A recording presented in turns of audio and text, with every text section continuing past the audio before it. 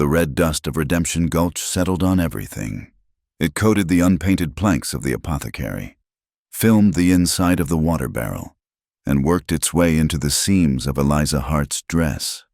She wiped a hand across her brow, leaving a faint streak on her skin, and focused on the gash in the miner's arm. Her stitches were small and even, a line of disciplined black thread against skin stained with silver ore and grime. The man, barely older than her 21 years, watched her hands with a kind of dazed wonder. He smelled of sweat and blasting powder. Her own scent was a mixture of carbolic acid and lavender, a constant battle between the infirmary's reality and her mother's comfort. She finished the last stitch, knotted it with a surgeon's precision, and reached for a clean linen bandage. The skills came from a bookish father who had believed a woman's mind was as capable as a man's, a notion that had died with him on the long journey west. Now, his books were her only inheritance, and his daughter was a commodity. When the miner had paid his silver coin and left, the quiet of the small shop descended again, broken only by the shallow, rattling breaths from the back room. Eliza washed her hands, the lye soap stinging the small cuts on her fingers, and went to her mother. Mrs. Hart lay propped on pillows, her skin as thin and pale as parchment. The Arizona sun that baked the world outside seemed to have drawn all the color and life from her. A cup of laudanum solution sat on the bedside table, its contents shrinking daily. "Mother, I am here," she said softly, smoothing the worn quilt over her mother's chest. The older woman's eyes fluttered open. They were the same deep blue as Eliza's, but clouded with pain and resignation. "You are a good daughter," she whispered, her voice a dry rustle of leaves. "He was here again." Eliza did not need to ask who. The presence of Ephraim Cole lingered in a room long after he had left, like the cloying scent of cheap cologne. He owned the silver mine that gave the town its name and its purpose, which meant he owned the town itself, and he owned them, body and soul, through a ledger book filled with her father's hopeful debts. The bell above the apothecary door jangled, a sharp, metallic sound that cut through the afternoon heat. Eliza's shoulders tightened. She knew the heavy tread of Marshal Caleb Boone, and he never walked alone when on another man's errand. She stepped back into the main room just as the two men filled the doorway, their shapes blocking out the relentless sun. Ephraim Cole was a man whose clothes were always too fine for Redemption Gulch. His suit was dark wool, his boots polished to a high shine, a thick gold chain stretched across his vest. He smiled, a practiced display of white teeth that never reached his eyes. Marshal Boone stood just behind him, a hulking figure in dusty leather. His face was a landscape of grim lines, and the star on his chest was as dull as his gaze. He rested a hand on the butt of his pistol. It was not a threat. It was a statement of fact. "Miss Hart," Cole said, his voice smooth as oiled machinery, "I trust your mother is comfortable." "As comfortable as can be expected," Eliza replied, her voice level. She stood behind the counter, a barrier of oak and glass jars filled with herbs. "I have come to discuss our arrangement, a matter of business, and, if I may be so bold, of affection." He slid a folded document onto the counter. "A marriage contract. Your mother has already given her blessing. It is the most sensible solution. The debt is cleared, your mother's care is assured, and you, my dear, will have a place of honor in this town. My mother is not well. She would agree to anything that she thinks will secure my future." Eliza did not look at the paper. "I am not property, Mr. Cole, to be traded for a debt." Cole's smile thinned. "Property is a harsh word. I prefer to think of it as a partnership, a union. Marshal Boone here is a witness to the fairness of my offer." The marshal grunted. "The law is the law. A debt must be paid, one way or another." Eliza's gaze flickered between them. Cole was the puppeteer, his words the strings. Boone was the cudgel. Simple and effective, they were two sides of the same debased coin, The currency that ran Redemption Gulch. She felt the walls of the small shop pressing in, the weight of the dust, the heat, the town's silent judgment. This was not an offer. It was a cage, and the door was swinging shut. "I will need time to consider," she said, the words tasting like ash in her mouth. "Of course," Cole said, magnanimously, "but do not take too long. My patience, unlike my silver veins, is not inexhaustible." He tipped his hat and turned, Boone following him out into the blinding street. The bell jangled again, a mocking little laugh. Later, as twilight bled purple and orange across the sky, a prospector stopped in for a bottle of whiskey, his face flushed with a mix of sun and excitement. He spoke of tracks found near the old mission springs. "Apache," he said, his voice low and conspiratorial. "A whole band of them, moving silent as ghosts. They say the army is spread too thin chasing rumors in the north." The word spread through the town like a fever. Men gathered at the saloon, their talk growing louder and uglier with every drink. The blacksmith began sharpening axes that were not meant for timber. Fear was a commodity more valuable than silver in Redemption Gulch, and Marshal Boone was happy to trade in it. He spoke of protecting the town, of civilizing the frontier, of making a stand. His words were a drumbeat of hatred, and the men marched to it. Eliza heard it all from the shadows of the apothecary, the sounds drifting through the open window. They were afraid of a people they did not know, yet she was terrified of the men she saw every day. The Apache were a distant threat, a phantom in the hills. Ephraim Cole and Caleb Boone were the monsters at her door. That night, the wind rose. It began as a whisper, a sigh across the desert floor, then grew into a mournful howl that rattled the window panes. Dust began to seep through the cracks in the walls, a fine red powder that tasted of grit and distance. A sandstorm, the desert's occasional, violent attempt to wipe the slate clean. Eliza stood over her mother's bed.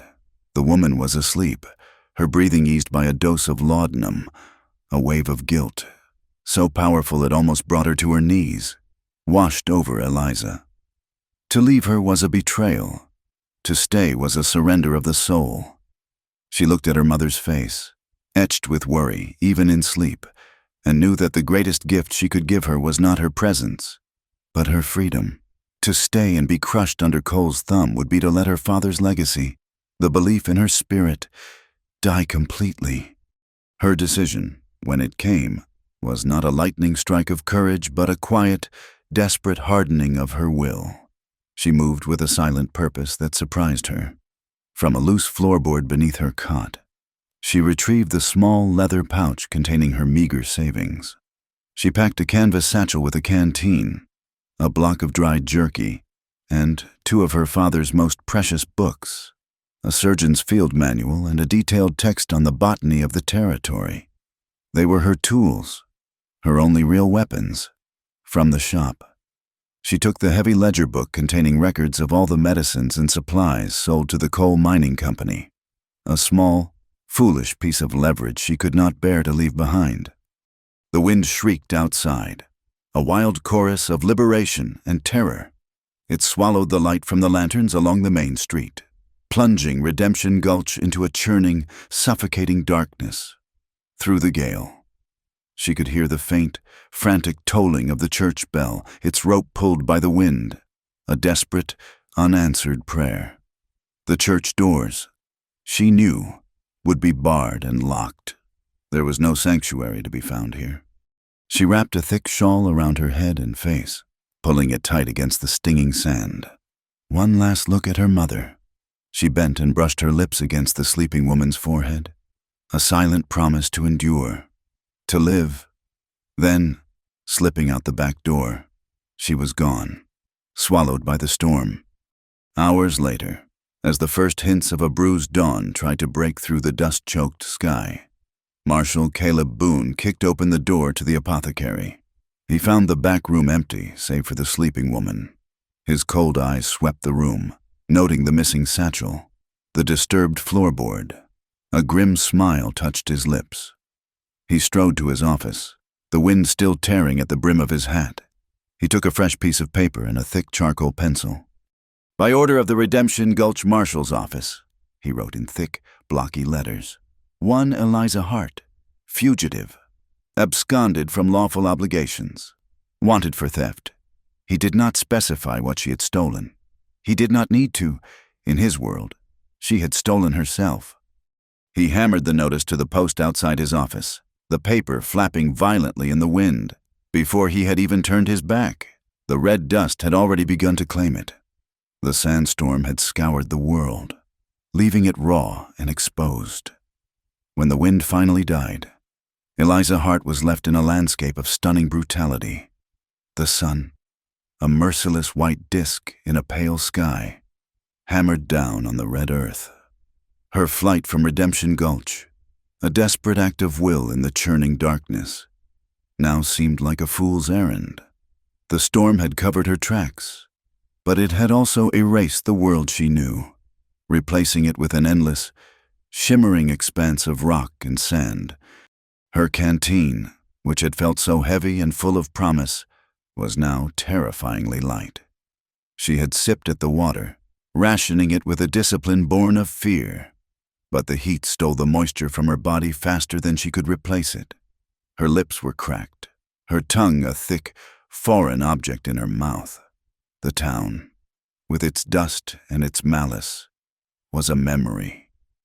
The desert was the immediate enemy, a silent, patient predator.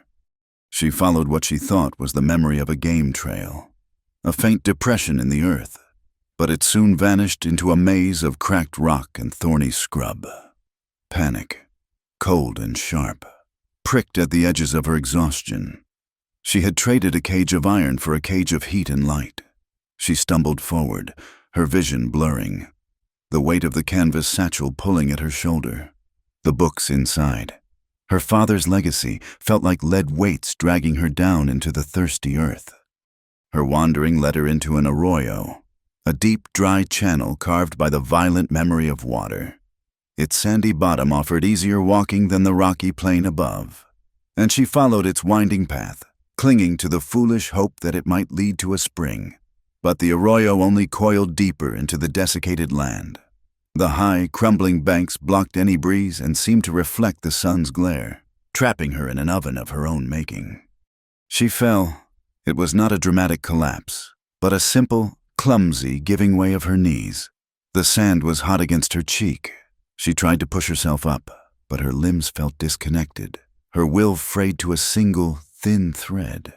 The sun beat on her back. The thread snapped. Darkness rushed in, a welcome relief from the blinding light. Taza of the Chiricahua. Apache did not move with hope, but with knowledge. He knew this land not as an enemy, but as a difficult truth. He moved through it with a quiet economy of motion, his moccasins making little sound on the rock. He was not looking for the woman. He was tracking the shod horse of the man with the metal star, the one they called Boone. He had seen the horseman riding out from the town as the storm abated, a solitary figure moving with grim purpose. To know where men like Boone were was to know where safety was not. Taza's path was one of avoidance, a careful dance around the clumsy, violent intrusions of the newcomers. He followed the tracks to the edge of the arroyo.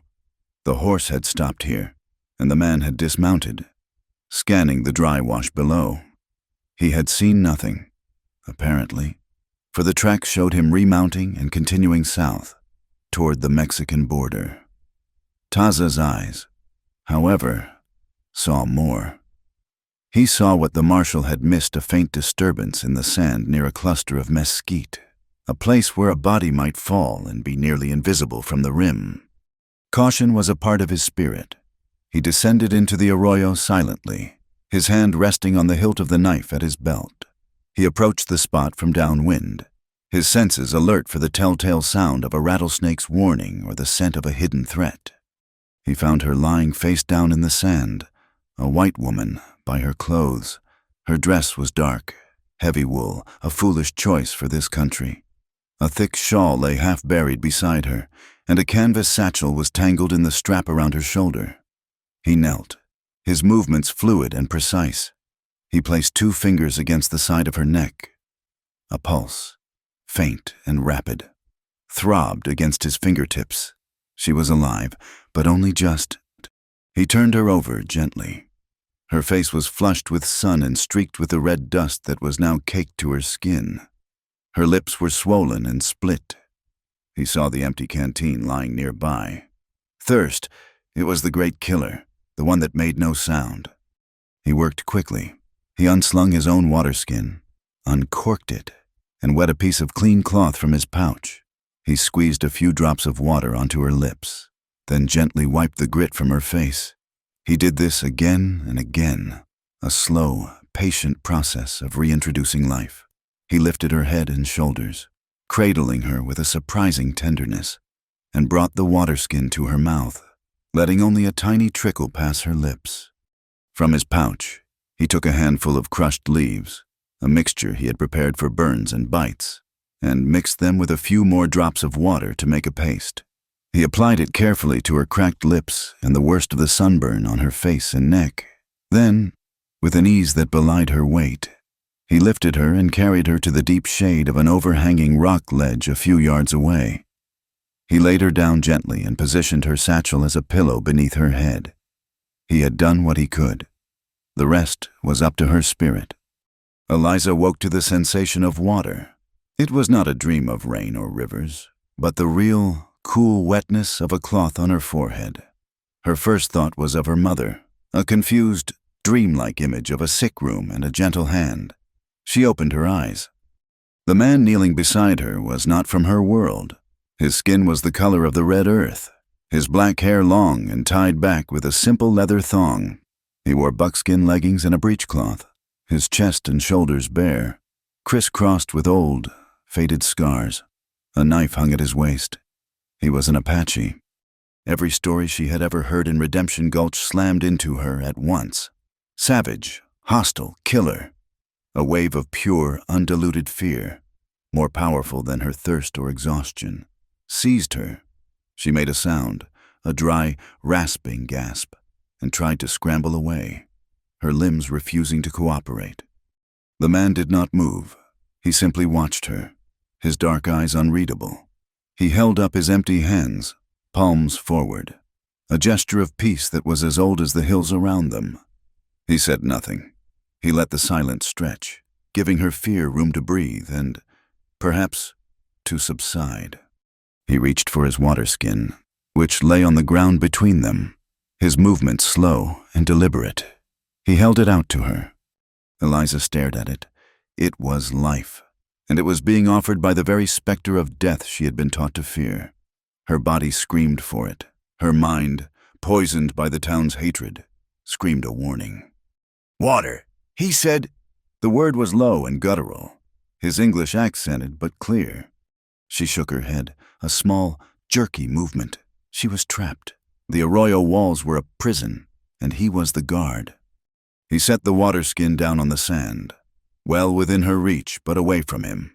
Then he sat back on his heels, putting more distance between them. He simply waited. The minutes crawled by. The sun moved across the sky, and the shadow they sat in began to shrink. Thirst was a physical pain now, a fire in her throat. She looked at the man. He was not looking at her, but at the arroyo wall, his profile sharp and still against the crumbling rock. He seemed as patient as the stone itself. Finally, her body won the war against her mind. With a trembling hand, she reached for the waterskin. It was heavy, and she fumbled with the stopper. She drank, the water shocking her system with its cool relief. She drank too much, too fast, and choked, coughing violently. The man moved then, coming to her side. He took the waterskin from her hands. Slow, he said, his voice not unkind. He held it for her, tilting it just enough for her to sip. When she had finished, she leaned back against the rock, her breathing ragged. Her fear had not vanished, but it was now joined by a profound confusion. He had not harmed her. He had helped her. "Thank you," she whispered, the words scratching her raw throat. He gave a slight nod. He looked at her worn-out shoes, then at the sky. "We cannot stay here." "Where else is there?" she asked, her voice filled with a despair she could no longer hide. He pointed up the arroyo, in the direction he had come. "There is a spring, 2 days' walk. I will take you to the water. Then you will go your way. I will go mine." She stared at him, trying to parse the meaning behind the simple words. It was not an offer of friendship. It was a transaction, her survival in exchange for a temporary truce, a journey to a spring, and then they would part. It was a lifeline. But he was an Apache. Marshal Boone was hunting for her. What if this was a trap? What if he was leading her to his people, to a fate worse than dying of thirst in an arroyo? Then she looked at his eyes. They were dark and deep, and in them she saw not malice, but a kind of weary watchfulness. He looked at her as if she were not a prize or a threat, but simply a fact of his landscape, a fallen bird he had chosen not to step on. She had run from the certainty of a life she did not want into the uncertainty of a death she was not ready for. Now, a third path had appeared. It was terrifying, unknown, but it led to water. She gave a small, almost imperceptible nod. It was the only answer she had left. The journey was a silent one, measured in the slow passage of the sun and the shifting length of their shadows. Taza moved with a tireless, rhythmic gait that seemed to consume the miles without effort. He was a part of the landscape, his moccasins leaving barely a whisper on the sun-baked earth. Eliza followed, a small, dark figure against the vastness of the red rock and pale sky. Her town shoes, sturdy and sensible in Redemption Gulch, were instruments of torture here, rubbing her heels raw and offering little purchase on the loose shale. She walked in a haze of pain and determination. Every step was a small victory against the screaming protest of her muscles. He never seemed to look back, yet he always paused just as she reached the limits of her endurance, stopping in the sliver of shade cast by a towering rock formation or a gnarled, ancient juniper. He would uncap his water skin and offer it to her without a word. She would drink, hand it back, and they would continue. It was a communication stripped down to the bare essentials of survival water, shade, and the unspoken agreement to keep moving. She learned to read his stillness. A slight tilt of his head meant the presence of a hawk circling high above. A brief pause where he seemed to be tasting the air meant a change in the weather was coming. He walked around a patch of seemingly empty ground, and a moment later she heard the dry, terrifying rattle of a snake she had not seen. He was her guide, her protector, and her captor, all at once. The fear she had felt in the arroyo had not vanished, but it had changed, evolving into a tense, watchful curiosity. He was nothing like the monsters from the town stories. He was simply a man, and the land was his home. On the afternoon of the second day, he stopped at the top of a rocky incline and pointed. Below them, nestled in a deep crease in the earth, was a slash of impossible green. It was a narrow canyon, hidden from the open plain, where a line of cottonwood trees and thick willows traced a path she could not see. The air that drifted up to them was cooler, carrying the faintest scent of damp earth. "Water," he said, the single word a promise. They descended into the canyon, and the world changed. The oppressive heat of the desert gave way to a cool, shaded quiet. The sound of their footsteps was muffled by a carpet of fallen leaves.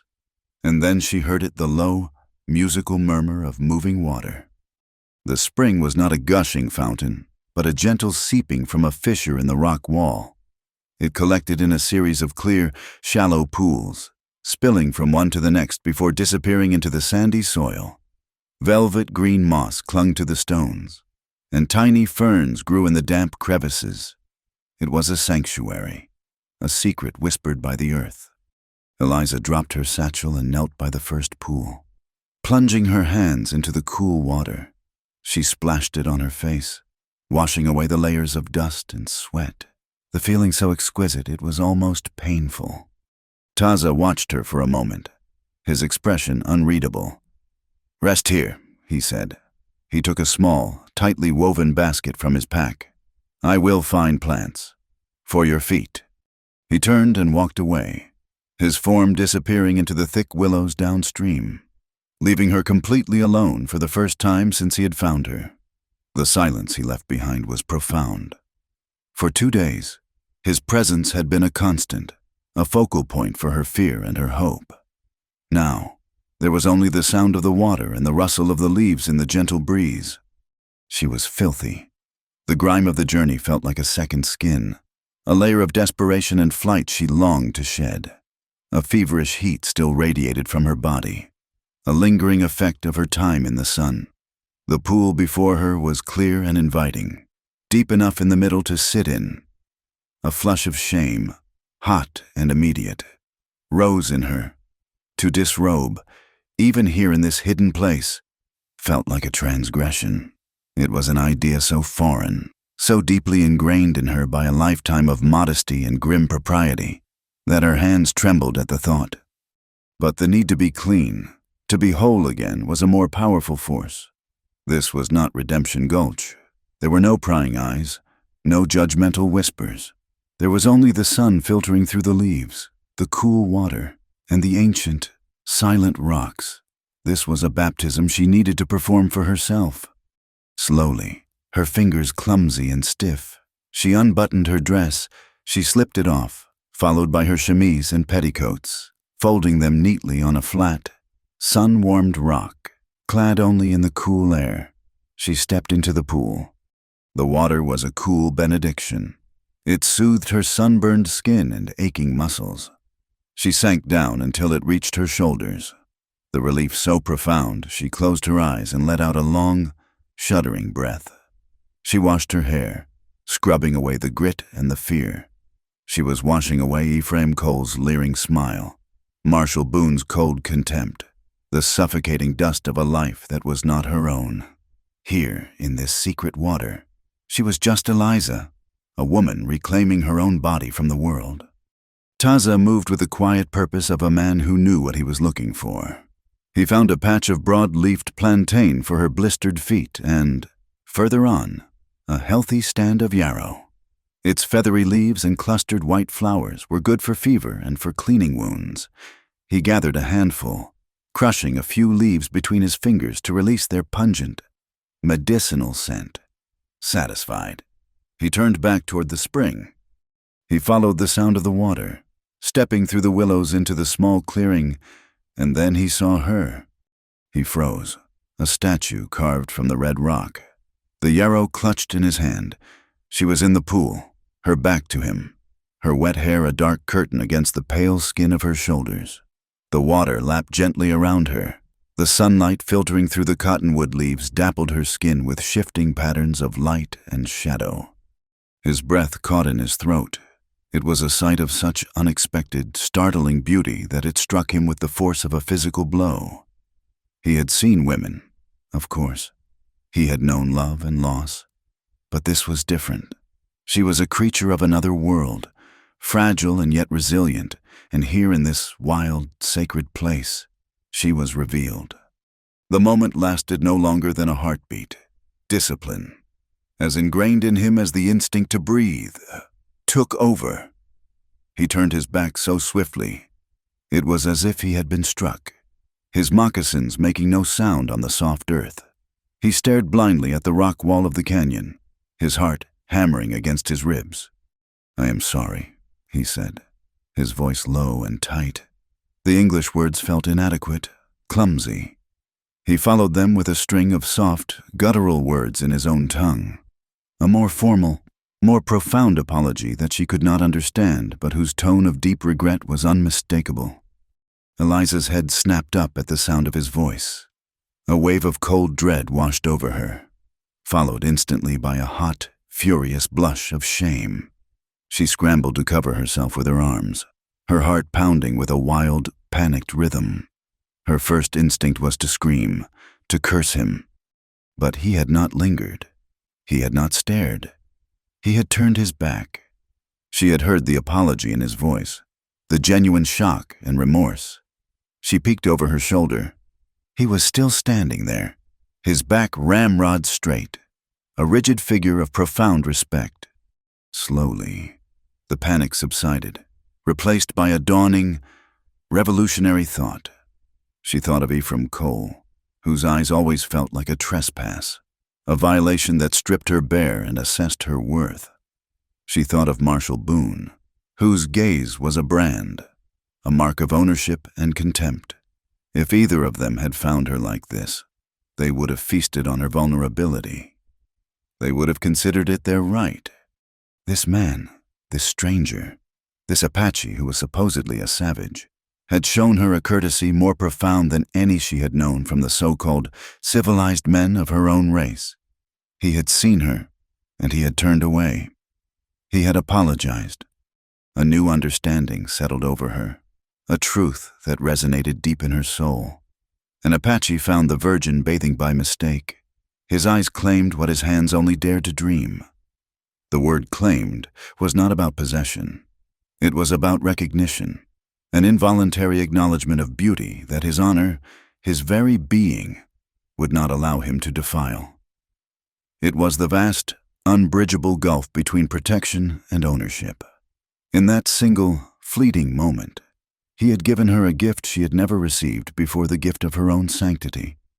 Her shame dissolved, replaced by a strange, new feeling. It was not fear, it was a kind of quiet awe. She stood up, the water sluicing from her body, and calmly reached for her clothes. When she was dressed and her hair was combed through with her fingers, she spoke, her voice steady. "You can turn around now." Taza turned slowly. He did not look at her face, but at the ground between them. He held out the yarrow. "For the fever," he said. "Thank you." She took the herbs, their fingers brushing for a fraction of a second. A spark, small and warm, passed between them. It was a recognition of the moment that had just passed, of the boundary that had been crossed and then immediately, respectfully, redrawn. "We need rules," she said, the words coming to her with a sudden clarity. He looked up then, meeting her gaze. His eyes were dark and serious. "Yes." "When you are coming near, you will make a sound, a cough, or you will whistle. You will let me know you are there." He nodded. "I will." "And the fire," she continued, feeling her way through this new territory. "At night, you will sleep on that side. I will sleep on this one." Again, he nodded. "It is a good rule." Their pact was sealed, not with a handshake, but with a quiet exchange of words, a shared understanding that was more binding than any written contract. A fragile trust had been born in the cool, clear water of the hidden spring. Miles away, under the same unforgiving sun, two cowboys watered their horses at a muddy stock tank. One of them unfolded a crumpled piece of paper he had gotten from a freighter just outside of Redemption Gulch. "Look at this," he said, nudging his partner with an elbow. "Marshall Boone's offering a reward." The other man squinted at the paper. "For that Hart girl, the one who works at the apothecary, what'd she do? Steal some laudanum. Says here she absconded and theft $100. His eyes scanned the bottom of the notice. 50 if she is brought back rough. He let out a low whistle. For $50, a man might not be too careful about how rough he gets. He folded the paper and tucked it into his saddlebag. $100 was a fortune. It was enough to make a man look very hard as he rode through the canyons. The nights in the canyon were as profound as the days were brilliant. The sky became a spill of cold, distant stars, and the air grew thin and sharp. They built their fire in a deep recess of the rock, a natural chimney that drew the smoke upwards and dissipated it so the small, flickering light was invisible from the canyon rim. It was a circle of warmth in a vast, indifferent darkness. They had settled into a routine dictated by the land and their own unspoken pact. The silence between them was no longer the tense, watchful quiet of the first days, but something more comfortable, a shared space that did not need to be filled with noise, but it was a silence that held questions. Tonight, Eliza broke it. She had been watching the firelight play across the old scars on his chest and arms. They were a map of a life she could not imagine. "Who gave you those?" she asked softly, her voice barely a whisper above the crackle of the dry juniper wood. He looked up from the arrow he was straightening, his dark eyes meeting hers across the flames. He did not seem surprised by the question. "A soldier's bayonet," he said, his voice flat, touching a long, pale line that ran across his ribs. "And this," he gestured to a series of smaller, puckered marks on his shoulder. "A fall from a horse when I was a boy." He paused. Then his fingers traced a faint, jagged scar near his heart. This was from a Ute arrow. Eliza winced in sympathy. She thought of the clean gashes she stitched in the apothecary, the predictable wounds of mining and brawling. His were the wounds of a different world, a world of open warfare and survival. "My older brother was with me when I got this one," Taza said, his gaze distant, fixed on a memory only he could see in the flames. "He was faster than me, stronger." He pulled the arrow out. "He carried me for 2 days. He saved my life." What happened to him? The question was out before she could stop it. It felt too personal, a trespass on a sacred grief. He looked at her, and for the first time, she saw a flicker of raw pain in his eyes. "Soldiers," he said. "They came to our camp near the Gila River. Not a war party. It was a raid on women and old men. My brother was there, visiting. He died trying to give them time to run." The simple, unadorned words carried more weight than any dramatic telling could have. Eliza felt a hollow ache in her own chest. The faceless phantom Apache from the town's stories had a name, a brother, a history. He was not a symbol of fear. He was a man who had lost everything. "That is why you stay away," she said, "understanding now. Why you track men like Boone." He nodded slowly. "There is no honor in fighting ghosts. The soldiers fight an idea, not a people. They see us, but they do not see us. To survive, we must be the ones who see. That is all that is left." The fire crackled, filling the new silence. Now it was her turn. It was the law of the campfire, an unspoken exchange of truth for truth. "I ran from a man named Ephraim Cole," she began, her voice quiet but steady. "He owns the mine. My father. He was a good man, a learned man. He was a doctor, but he was not a businessman. He thought he could find his fortune in the silver, and all he found was debt. When he died, the debt became my mother's, and then mine." The story spilled out of her, the years of quiet desperation and suffocating obligation. She told him of her mother's illness, of Cole's cloying advances that slowly tightened into a noose. She spoke of the marriage contract, the final, unendurable insult. "He wants to own me," she finished, the words tasting bitter. "Just like he owns the mine, and the saloon, and the law. Marshal Boone is just his hound on a leash. I would rather die out here than be his property." Taza listened without interruption, his face a still mask in the firelight. When she was done, he said nothing for a long time. He simply looked at her, and in his gaze, she saw not pity, but a deep, resonant understanding. He knew what it was to have your life, your freedom, treated as a thing to be claimed by others. The chasm between their two worlds, which had seemed so immense, had suddenly narrowed. They were both fugitives from the same kind of tyranny. The next day, the lessons began. He did not announce them. He simply began to show her things. He would stop and point to a set of tracks in the dust.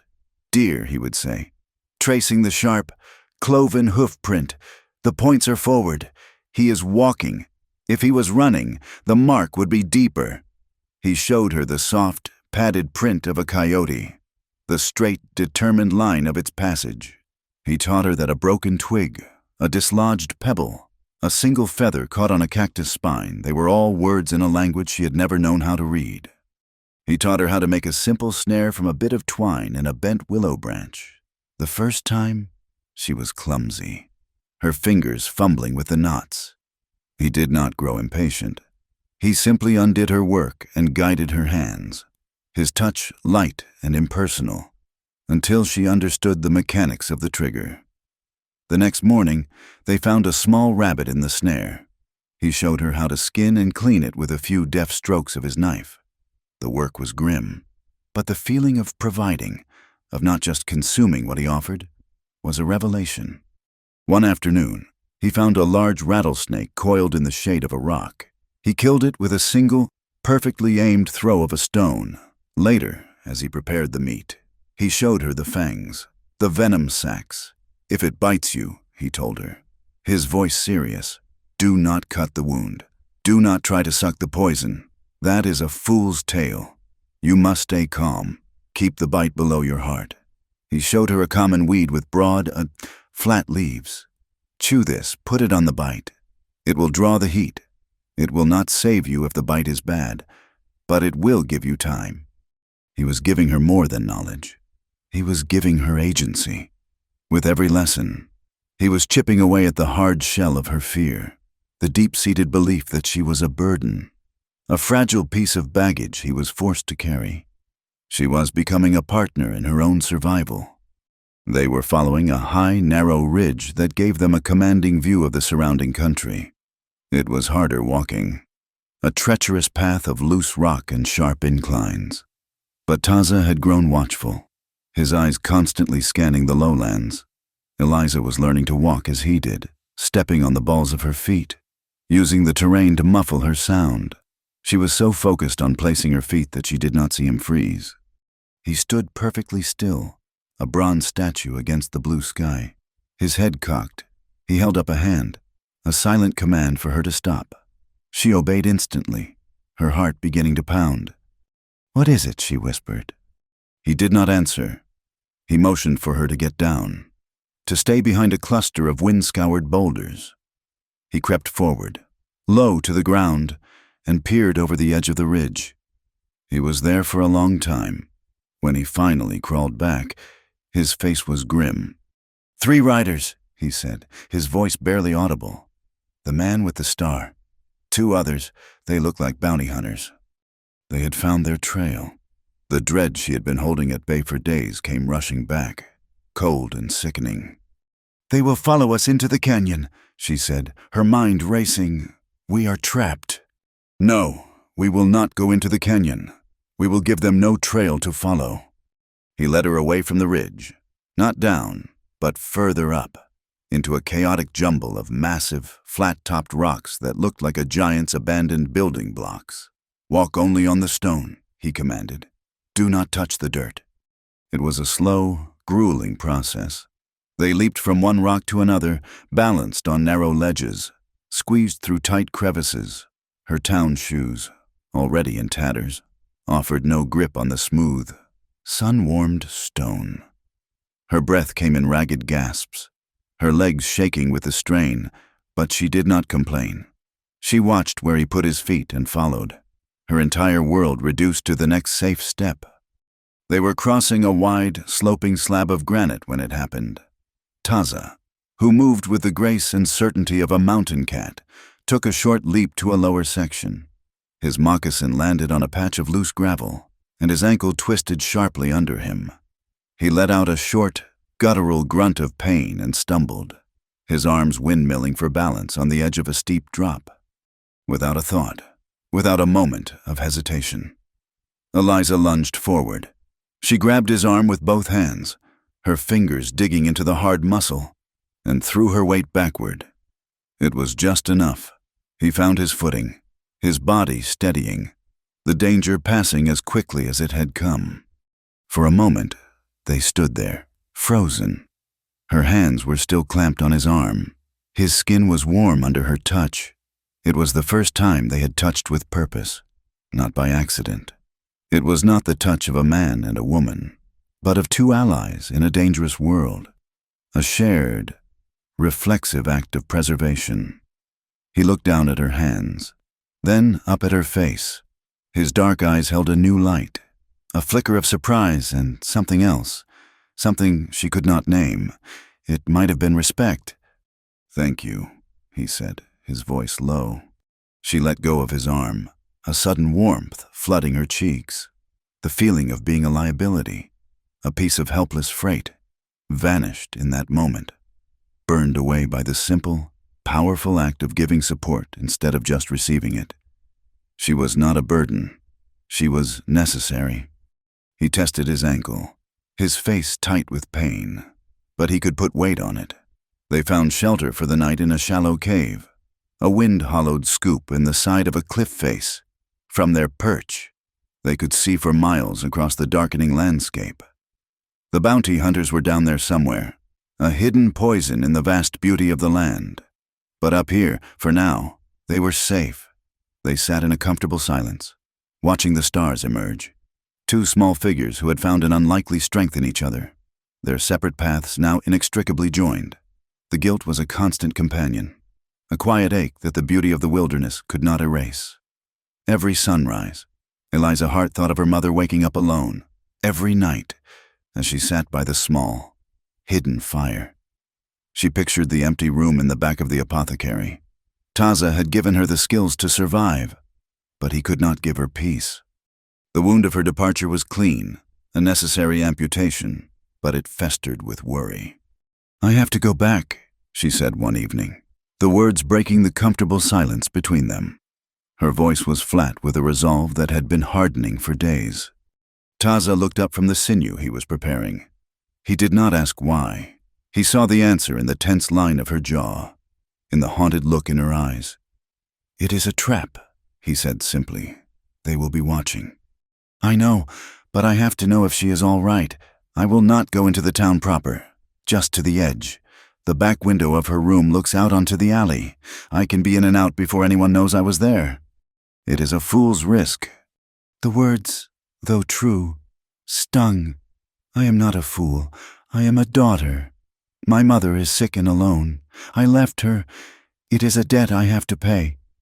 He looked at her for a long time, his dark eyes weighing her words. He understood debts. He understood the bonds of family that pulled stronger than any rope. He had seen the change in her.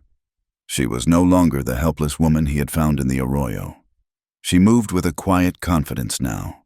She had learned to read the land, to find water, to be silent. Perhaps she had earned the right to take this risk.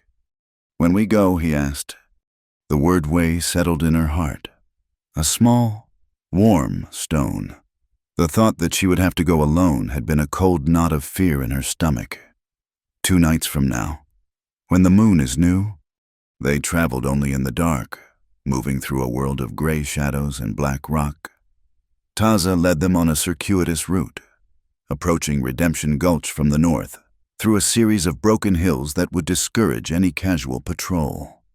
As they drew closer, the familiar sounds and smells of the desert night were replaced by the faint, alien noises of the town, the distant bark of a dog, the clink of a bottle, the discordant notes of a badly played piano. The air grew thick with the smells of wood smoke, cheap whiskey, and waste. They left the open country and slipped into the labyrinth of alleys and back lots that formed the town's ugly spine. Here, the shadows were their allies. They moved from the back of the blacksmith's forge to the deep darkness behind the livery stable, their footsteps making no sound in the thick dust. The town, from this perspective, was a place of overflowing trash barrels and rickety, unpainted fences. It felt menacing, a coiled thing sleeping fitfully under the starless sky. The apothecary was at the end of the main street. They approached it from the rear, creeping along the wall of the neighboring assay office. Eliza's heart was a frantic drum against her ribs. She could see the window, a dark square in the back wall, her mother's window. A flicker of movement in the alley ahead made Taza put a hand on her arm, stopping her instantly. They pressed themselves into the deep shadow of a rain barrel. A man stumbled out of the saloon's back door, fumbled with his trousers, and relieved himself against the wall. He muttered a curse at the darkness and staggered back inside. They waited until the door closed, until the silence returned, thick and watchful. They reached the window. It was slightly ajar, to let in the night air. Eliza put her hands on the sill, ready to pull herself up, when a low, familiar voice drifted out from inside the shop. "Ephraim Cole. The marshal is a blunt instrument, my dear lady," he was saying, his voice oozing a false sympathy. But he is effective. Your daughter's defiance has put you both in a difficult position. Eliza froze, her blood turning to ice. A trap. Taza had been right. They were inside, waiting. A weak, rattling cough was the only answer. Her mother's cough. This can all be over. Cole continued. One word from you, a signature on this new agreement. Persuade her when she returns. The debt will be forgotten. Her name will be cleared. A long silence, broken only by another ragged cough. Eliza's hands clenched on the windowsill. Rage, hot and pure, burned through her fear. He was in there, tormenting a sick woman, using her as bait. Just then, a different sound came from the front of the alley, the heavy tread of boots. A man appeared, silhouetted against the faint light of the main street. He was carrying a crate of supplies. It was Mateo, a Mexican freighter who often brought goods from the railhead. He was a kind man with a wife and 3 small children. Eliza had treated his youngest for a fever just last month. As Mateo passed the mouth of the alley, another figure stepped out of the shadows of the apothecary's front porch. Marshal Caleb Boone. "What are you doing skulking around here?" Boy Boone's voice was a low growl. "Just making my delivery. Marshal," Mateo said, his voice nervous. "To the general store." Boone took a step closer, crowding him. "You look like you're up to no good. I've had reports of thievery. Empty your pockets." "I have done nothing. I am just doing my job." Boone shoved him hard. Mateo stumbled, the crate falling from his hands and crashing to the ground, its contents spilling into the dust. "Do not talk back to me. You people think you can just—" From their hiding place, Eliza saw Taza tense, his entire body coiling like a snake ready to strike. The injustice of it, the casual, brutal assertion of power, was a language he knew all too well. Mateo stood up, his face a mixture of fear and defiance. "You have no right." "I am the right in this town," Boone snarled. He drew back his fist and struck Mateo across the face. The sound was a sick, wet thud. Mateo fell to his knees, blood streaming from his lip. Eliza let out a small, involuntary gasp. Boone's head snapped in their direction. "Did you hear that?" he growled, peering into the darkness. Before Boone could take a step, Taza acted. His movement was a blur, a flick of the wrist, a small, smooth stone, plucked from the ground moments before, sailed through the air and struck the saloon's back wall with a loud crack, far to their left. "What the hell was that?" a voice yelled from inside the saloon. The door burst open, spilling yellow light and angry men into the alley. The distraction was all Mateo needed. He scrambled to his feet and ran, disappearing into the darkness at the other end of the alley. In the ensuing confusion, with Boone trying to control the drunken men from the saloon, another voice came from the apothecary. It was Ephraim Cole, his voice sharp with anger. "You clumsy oaf," he hissed at Boone from the doorway. "I had her. She was at the window. You and your thuggery have ruined it." "I did not see anyone," Boone grumbled, shoving one of the drunks back toward the saloon. "She was there." Cole's voice was venomous. "All for nothing. After all the trouble I went to. After her mother nearly paid it all off with that useless scrap of paper for that worthless plot of land. I should have just burned the deed when she gave it to me. Now I have to hope the old woman keeps her mouth shut about it." The words struck Eliza with the force of a physical blow. Her mother had paid with the last thing they owned. A small parcel of land her father had bought years ago, a place he had dreamed of building a real house on. And Cole had taken it, hidden the payment, and continued to press his claim. He had lied. He had cheated them. The law, in the form of Marshal Boone, had been his weapon. Boone finally dispersed the crowd and stomped back toward the apothecary. "The whole town is on edge because of that Apache devil you said was out there." "A necessary fiction, Boone," Cole said, his voice dripping with contempt. "Fear keeps people in line. Now the girl has heard us. We have lost our advantage." They went back inside, and the door closed. The alley was quiet again, save for the distant, mocking piano. Eliza leaned against the rough wall of the building, her body trembling not with fear, but with a rage so cold and clear it felt like a piece of ice had formed in her heart. She was no longer a victim running from a vague threat. She was a woman who had been cheated, whose family had been wronged. The fight was no longer about her freedom. It was about justice. Taza touched her arm gently. "We have to go, now." She looked at him, her eyes dark and hard in the faint light. "He hid the payment," she whispered. "The proof is in his records, in his office." Taza understood immediately. The hunt had changed. The prey had decided to become the hunter. They slipped away, melting back into the shadows they had come from. They did not speak until they were miles out of town, safe again in the clean, silent dark of the open country. "He has a safe in his office," Eliza said, her voice stripped of all emotion. "A big, black iron one. The ledger book with the record of my mother's payment will be in it, along with the deed to her land." Taza looked at her, at the determined set of her jaw. What was a desperate flight had now become a calculated campaign. She was no longer running away from Redemption Gulch. She was planning her return. The sky began to curdle 2 days later. The air grew heavy and still, charged with a strange, yellow light. Taza scanned the horizon, his nostrils flaring as if he could taste the coming storm. Clouds the color of bruises were massing on the western peaks, building into a towering wall that promised violence. "This is our chance," he said, his voice a low rumble.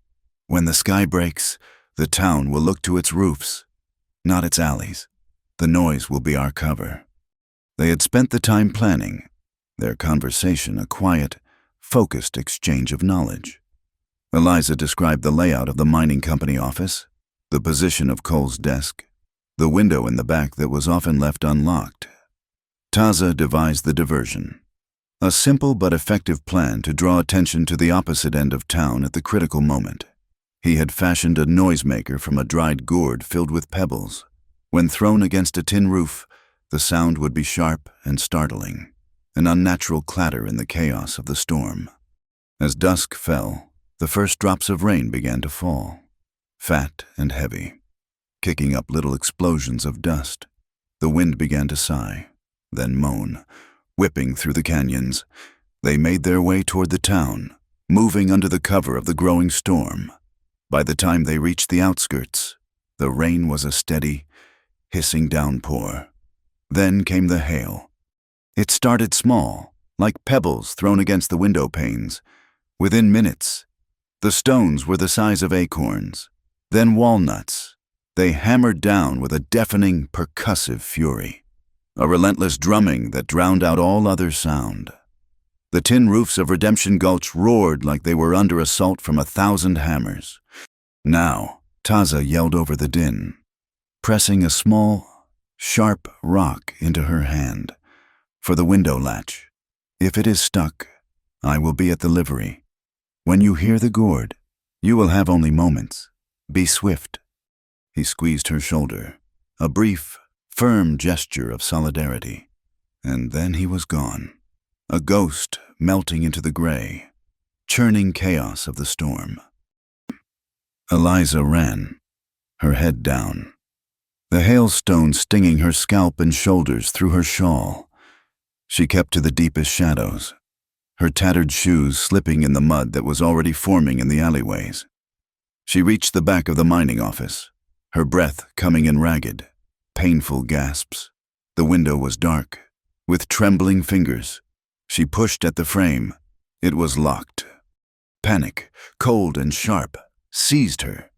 She fumbled with the rock Taza had given her, its sharp edges biting into her palm.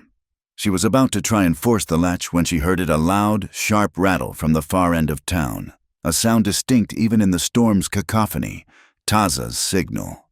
A moment later, she heard shouting from the main street, the sound of men running toward the livery. Adrenaline surged through her. There was no time for finesse. She raised the rock and brought it down hard on the small pane of glass near the latch. The glass shattered with a sound that was swallowed by the hail. She reached through the jagged opening, heedless of the glass that sliced at her wrist, and fumbled with the lock.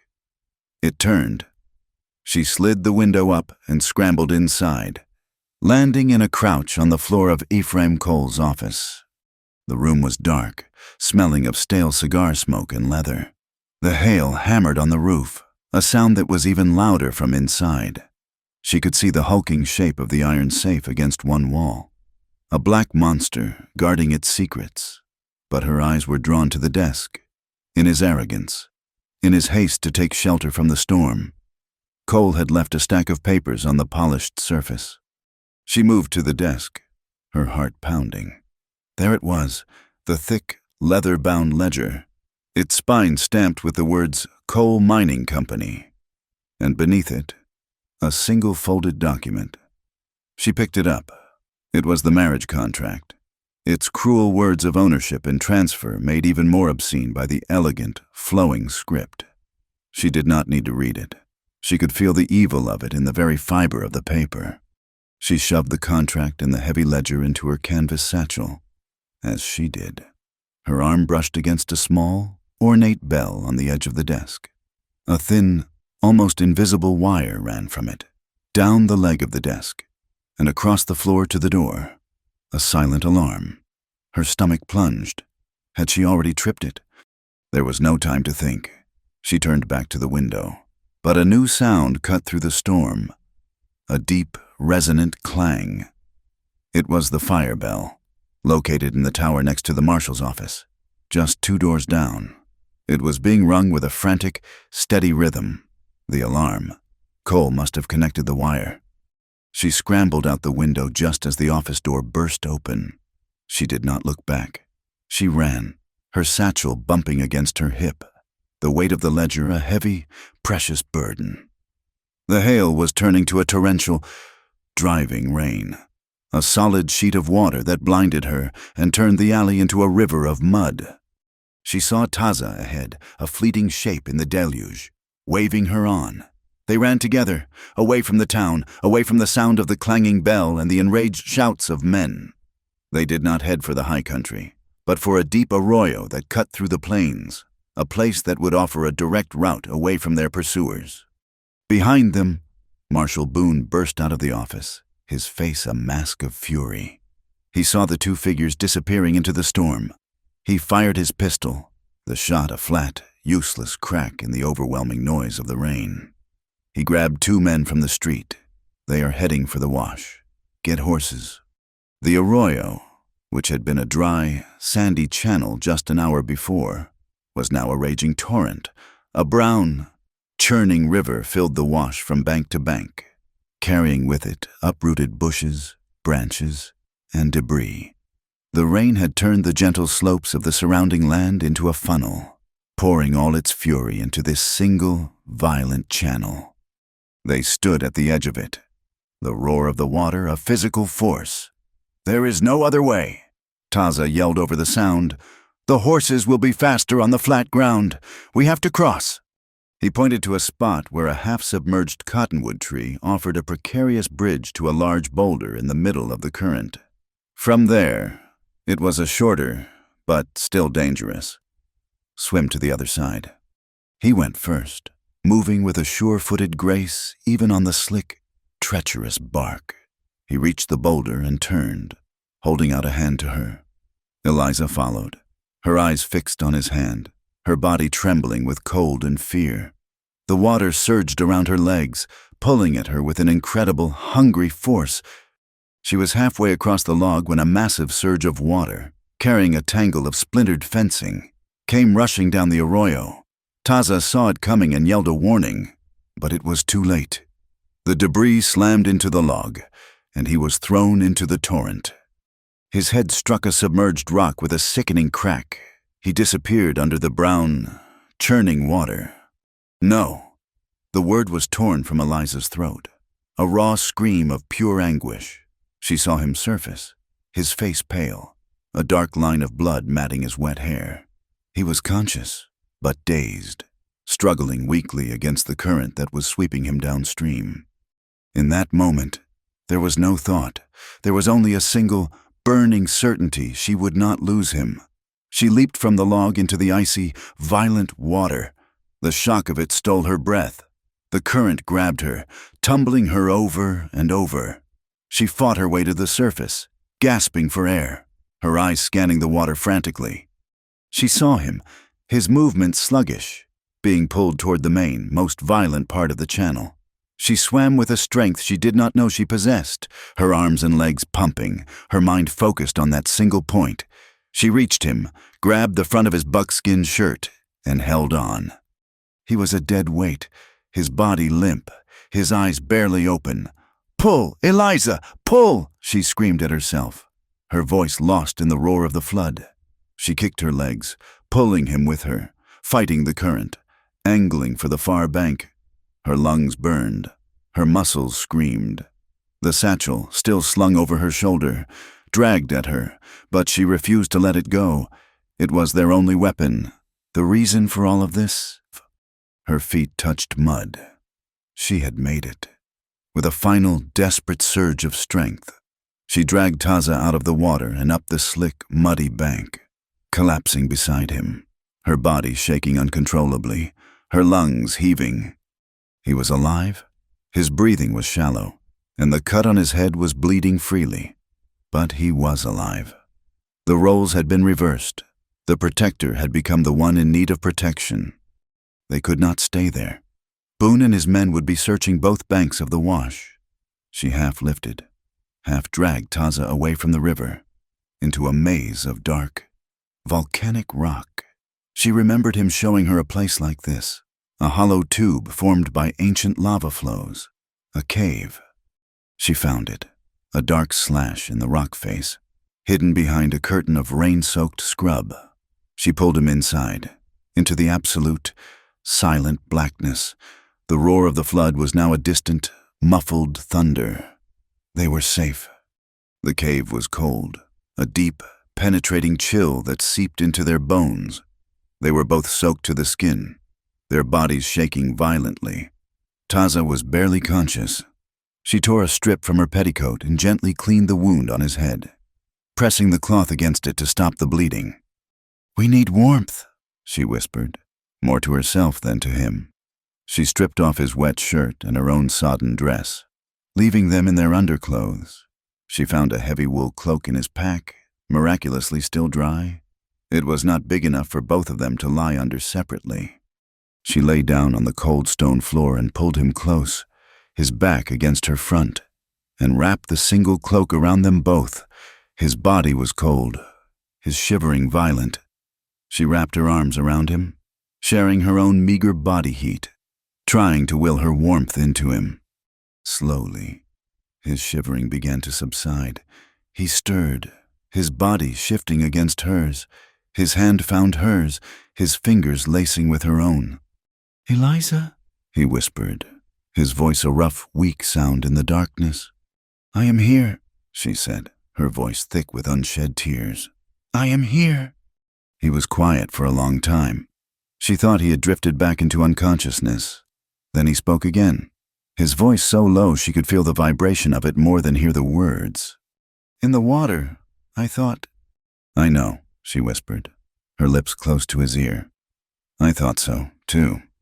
There was a profound intimacy in their shared predicament, a vulnerability that stripped away all pretense. They were just two people, alive and together, in the cold, dark belly of the earth. The rules they had made, the careful distance they had maintained, seemed to belong to another world, a world of sunlight and separate paths. Here, there was only this shared cloak, this shared warmth, this shared breath in the darkness. "My heart is yours, Eliza Hart," he said, the words simple, a plain statement of fact. "And mine is yours, Taza," she replied, the truth of it settling over her with the weight and comfort of the wool cloak. They did not kiss, they did not need to, they simply held each other, their bodies pressed close, their hands intertwined, and listened to the sound of the receding flood and the slow, steady beat of their own two hearts. The journey to Mesa Blanca was a slow, painful pilgrimage. Taza leaned on Eliza, his strength returning in frustratingly small increments. The head wound left him dizzy, and his sprained ankle, aggravated by their flight, forced a limping, halting pace. Eliza, in turn, drew strength from his need. She was no longer the follower. She was the scout, the support, the one who found the path. She wrapped his ankle with cloth torn from her petticoat, the same material she had used to bandage his head. Her satchel, containing the heavy ledger and the hateful contract, was a constant, reassuring weight on her shoulder. It was no longer just her proof. It was their shared cause. They climbed out of the lowlands, the landscape changing with every foot of elevation. The red rock and crumbling arroyos gave way to high, grassy plains dotted with juniper and piñón pine. Ahead of them, a massive, flat-topped mountain rose from the earth, its pale sandstone cliffs glowing in the afternoon sun. Mesa Blanca, the White Table. It looked like a fortress, a natural citadel against the chaotic world below.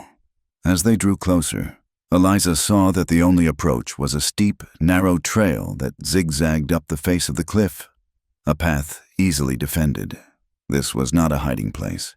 It was a home. A boy, no older than 10, materialized from the rocks near the base of the trail. He held a small bow, and his dark eyes were wide and serious. He looked at Taza, then at Eliza, his gaze lingering on her pale face and strange, ruined clothes. Taza spoke to him in the soft, flowing language of his people. The boy's serious expression broke into a grin of recognition. He turned and scrambled up the trail like a young goat, disappearing over the rim. "He goes to tell them we are coming," Taza said, his voice strained with fatigue. Eliza's stomach tightened into a cold knot. She had faced down gunmen and floods, but the thought of meeting his people, of being judged by 100 pairs of unknown eyes, filled her with a profound and terrifying dread. She was the outsider, the white woman, a symbol of the very world that hunted them. By the time they reached the top of the trail, a small group was waiting. They were mostly women, their faces a mixture of concern and deep curiosity. An older woman with hair as white as the mesa's rock and a face like a beautiful, intricate map of a long life stepped forward. She ignored Eliza completely, her eyes fixed on Taza. She spoke to him in a low, urgent tone, her hands fluttering over him, checking his wounds with a practiced, gentle touch. "This is Iste, my mother's sister," Taza said to Eliza, his voice weak. "She is the one who leads." Iste's gaze finally fell upon Eliza. Her eyes were black and sharp, and they missed nothing the cuts on her wrist from the broken window, the exhaustion etched on her face, the fierce, protective way she still supported Taza's weight. She looked at the canvas satchel, then back at Eliza's face. She said nothing. Her silence was more intimidating than any question. Another woman, younger, with a kind, open face, brought a gourd of water. She offered it to Taza first, then to Eliza. Eliza drank, her throat raw with thirst and anxiety. She met the woman's eyes and murmured, "Thank you." The woman gave a small, shy smile.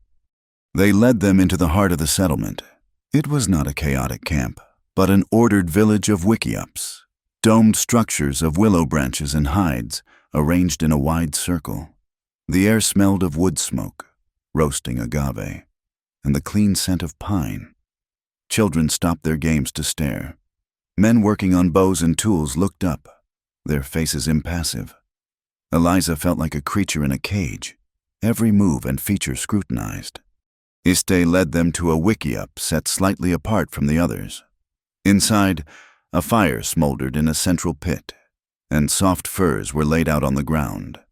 She gestured for Taza to lie down, then turned her full attention to Eliza. She spoke, her voice calm but firm, and the younger woman who had given them water translated. "She asks why you are here. The woman, whose name was Nalin, said, she asks why my cousin brings a white woman to our home."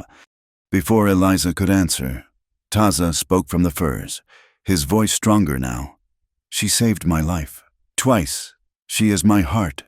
We come seeking counsel." Iste listened, her expression unchanging, but a new light flickered in her dark eyes. She looked from Taza to Eliza, and then she nodded slowly. She pointed to a bowl of water and some clean cloths. Then to Taza's head, a command. Eliza understood. She was being tested. She knelt beside Taza, her movements calm and efficient. She washed the wound, her touch as gentle and practiced as Iste's had been.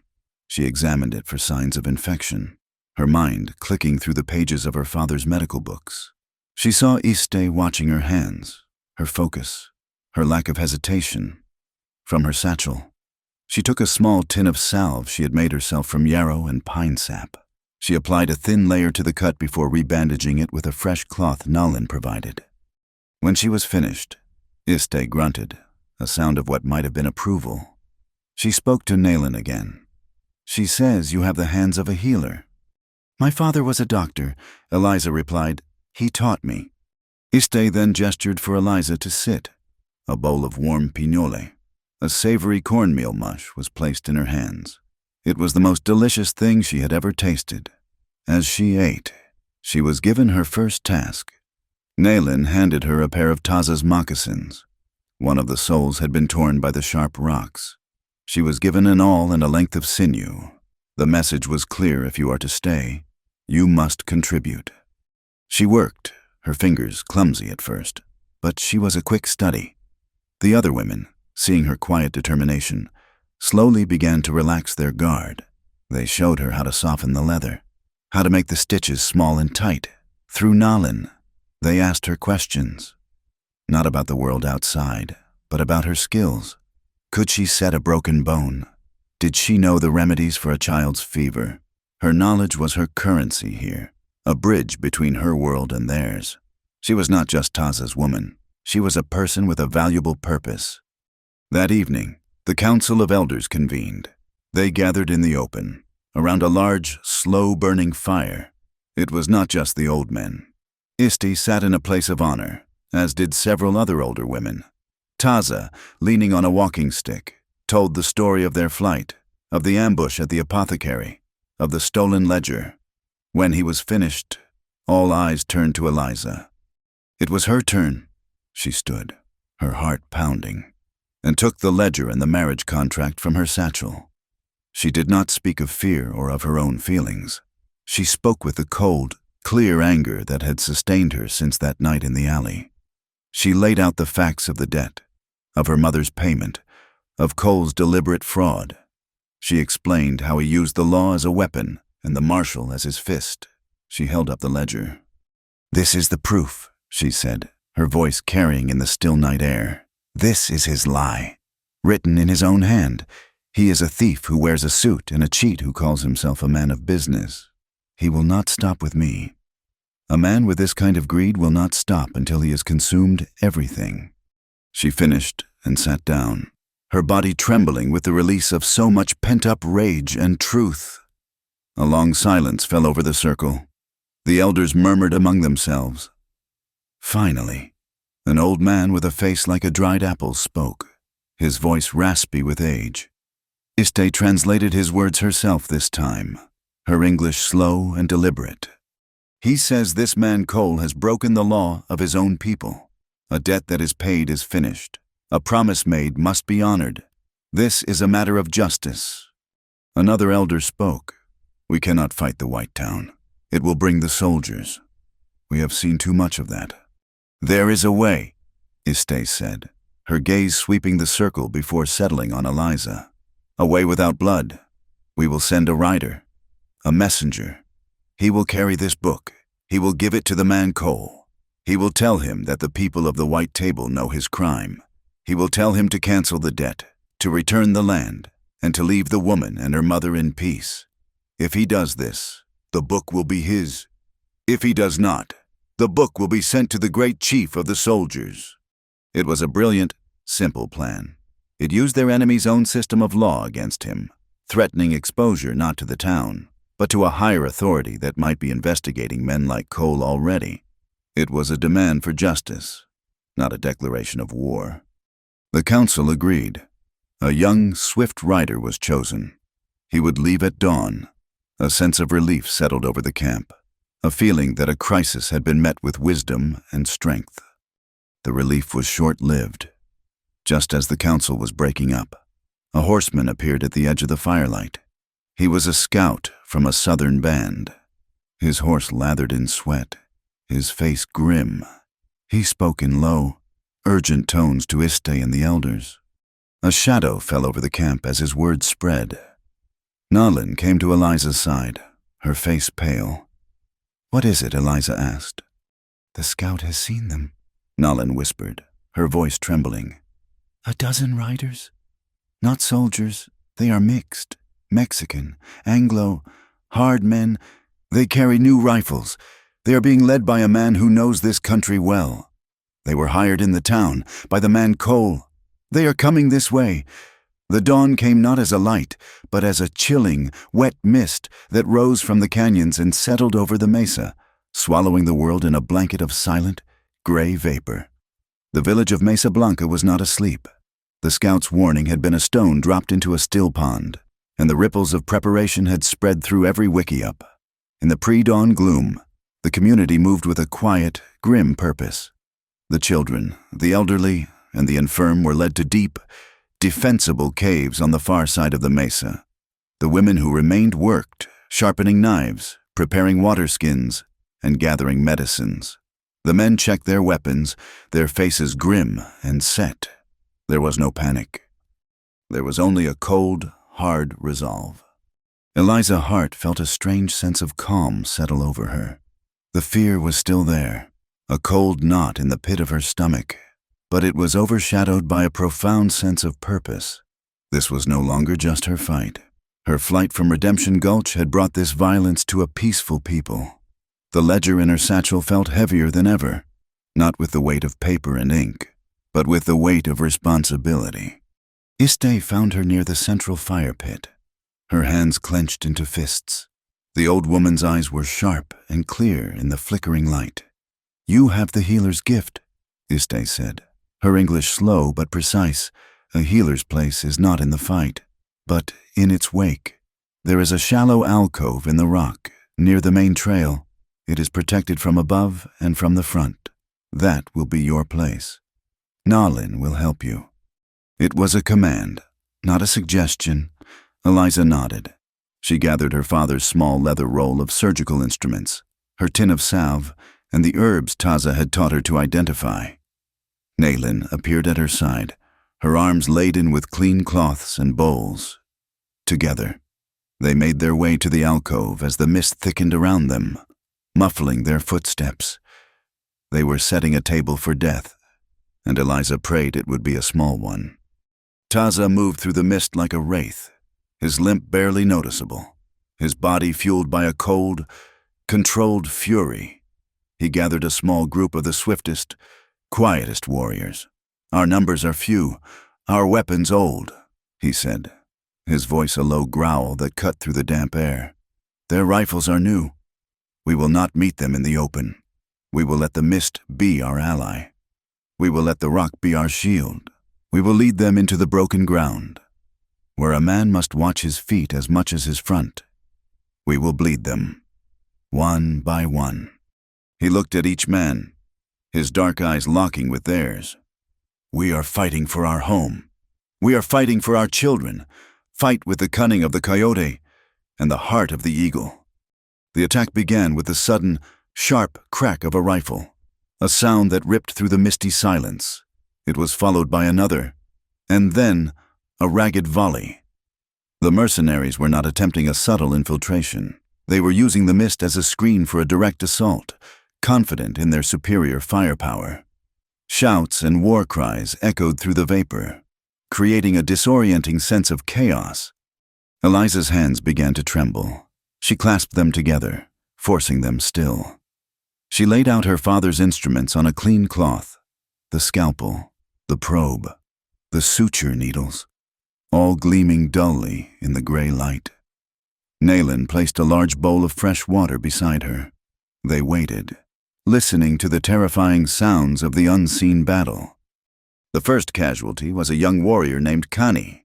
He was carried in by two others, a dark, wet stain spreading across his buckskin shirt, A bullet had torn through the fleshy part of his shoulder. Eliza's training took over, pushing the fear into a small, locked room in the back of her mind. "Lay him down, gently," she commanded, her voice steady. "Nail in. Hold the pressure here." She worked with a swift, focused intensity. She cleaned the wound, her fingers probing gently to ensure the bone was not shattered. The bullet had passed clean through. It was a blessing. She packed the wound with a poultice of chewed herbs that Iste had given her, then sutured the skin with small, neat stitches, just as she had done for the miner in Redemption Gulch what felt like a lifetime ago. The sounds of the battle grew closer. A confusing mixture of rifle shots, shouts in English and Spanish, and the defiant cries of the Apache warriors. Taza's plan was working. He was drawing the attackers away from the main camp, pulling them into the maze of rocks and crevices that only his people knew well. A new wave of fighting erupted near Eliza's makeshift infirmary. A group of mercenaries, trying to outflank Taza's warriors, stumbled into a small box canyon. The fight was short and brutal. A moment later, 2 more wounded Apache were brought to her. As she worked, she was dimly aware of a figure falling just outside the alcove. When she finally looked up, her hands covered in blood, she saw him. He was one of the attackers, a boy of no more than 17, his face covered in freckles and fear. He had a deep gash in his leg, and he was trying to crawl away, leaving a trail of blood on the damp rock. One of the Apache warriors, a grim-faced man whose arm was in a sling, stood over the boy, raising a heavy stone club to finish him. No, Eliza's voice was sharp, a command that cut through the air. The warrior paused, looking at her with confusion and anger. "He is the enemy," he grunted. "He is a child," she said, getting to her feet and placing herself between the warrior and the boy. "And he is wounded.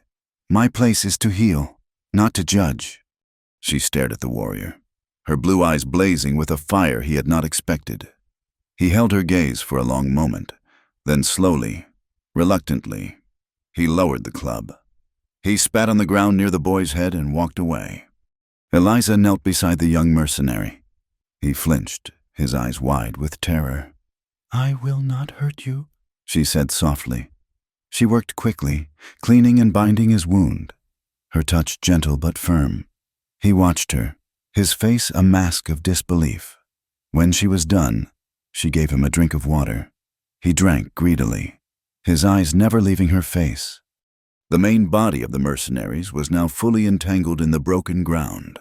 They were taking casualties, their superior numbers negated by the terrain and the hit-and-run tactics of the warriors. Eliza could hear a man shouting orders, his voice thick with frustration, and then she heard another voice, one that made her blood run cold. Marshal Caleb Boone. He was not leading the charge, but moving with a group at the rear. One of Cole's men, a hired gun named Silas, was cornered behind a rock, trying to reload his rifle. "Marshal," he yelled, his voice tight with panic. "This is not what Cole said it would be. He said it was just a simple raid. He did not say anything about—" Before he could finish the sentence, Boone raised his pistol. The shot was deafeningly close. Silas's head snapped back, and he fell, his unsaid words dying with him. "He was going to run," Boone said to the other men, his voice flat and cold. "Coward." Eliza saw it all from her alcove. It was not a battlefield execution. It was a silencing. Boone was not a lawman. He was a murderer, tying up loose ends. The momentum of the fight had shifted. The mercenaries, disorganized and unnerved, began a slow, fighting retreat back toward the main trail. Taza and his men harried them, firing from the rocks, melting back into the mist before the enemy could return fire.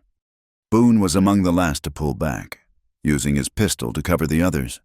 He moved methodically, his face a grim mask. As he passed below Eliza's position, he paused to reload, his broad, unprotected back turned to her. The warrior she had sutured, Connie, was lying propped against the rock wall. His rifle lay beside him. His eyes were burning with hatred as he watched Boone. He was too weak to lift the weapon himself. He looked at Eliza, then at the rifle. He shoved it toward her with his good arm. "Take it," he whispered, his voice a harsh rasp. "Avenge my brothers." The rifle was heavy in her hands. She had never fired a gun in her life, but she knew how it worked. She had seen it 1,000 times. She raised the weapon to her shoulder, the cold metal a shock against her skin. She looked down the long barrel. Caleb Boone's back filled the sight. It was a simple shot. One squeeze of the trigger, and it would all be over. The monster who had tormented her, who had threatened her mother, who had brought this battle to this peaceful place, would be gone. It would be justice. Her finger tightened on the trigger. She thought of her mother, alone and sick. She thought of Mateo, his face bloody in the alley. She thought of Silas, shot in the back by this very man. Her whole body trembled with the desire for vengeance. But then she thought of the young mercenary boy, his eyes wide with fear, and the cold, hard face of the warrior who had wanted to kill him. What was the difference between them and her? If she pulled this trigger, killing Boone in the mist would make her an assassin, not a purveyor of justice. It would make her a creature of the shadows, just like him. Justice needed the light. It needed the truth to be seen and heard by all. The ledger in her satchel was for that kind of justice. This rifle was for a different, uglier kind. With a shuddering breath, she lowered the rifle. She laid it gently on the ground beside Connie, who looked at her with utter disbelief. As the last of the mercenaries disappeared down the trail, taking their wounded with them, Taza emerged from the mist. He was covered in sweat and grime, his limp more pronounced, but he was unharmed. He saw the rifle on the ground beside Eliza. He saw the look on her face, and he saw the retreating figure of Caleb Boone, far down the trail. He understood. He looked from Boone back to her, and a slow, deep understanding filled his eyes. He did not question her. He did not need to. He simply nodded, a gesture of profound respect for a choice that was harder and braver than pulling any trigger. The mist began to burn away under the rising sun, revealing the cost of the morning's battle. Several warriors lay dead. Many more were wounded. The village had held. It had survived, but it would bear the scars of Ephraim Cole's greed for a long, long time. The message from Mesa Blanca was not a threat of war, but an invitation to judgment.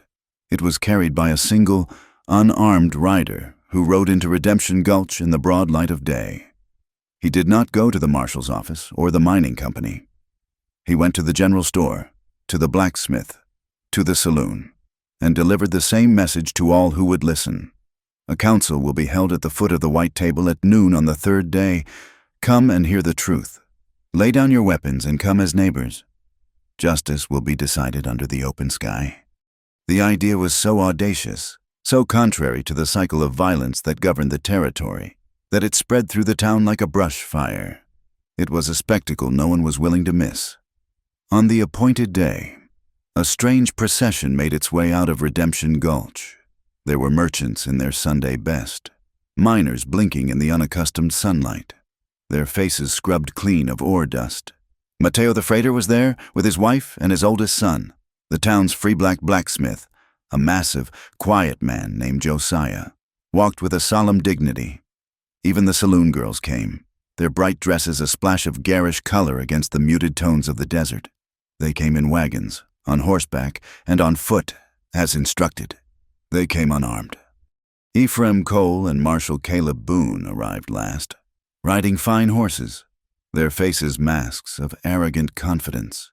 They saw the gathering not as a tribunal, but as a foolish assembly of primitives and peasants they could easily intimidate. They were flanked by a few of the remaining hired guns, who, despite the instruction, wore their pistols openly, a clear sign of their contempt for the proceedings. The meeting place was a wide, flat plain at the base of the mesa. The people of the village were already there, seated in a wide, silent semicircle. In the center sat the council of elders, with Iste at their head. There was no bench, No courthouse, no flag.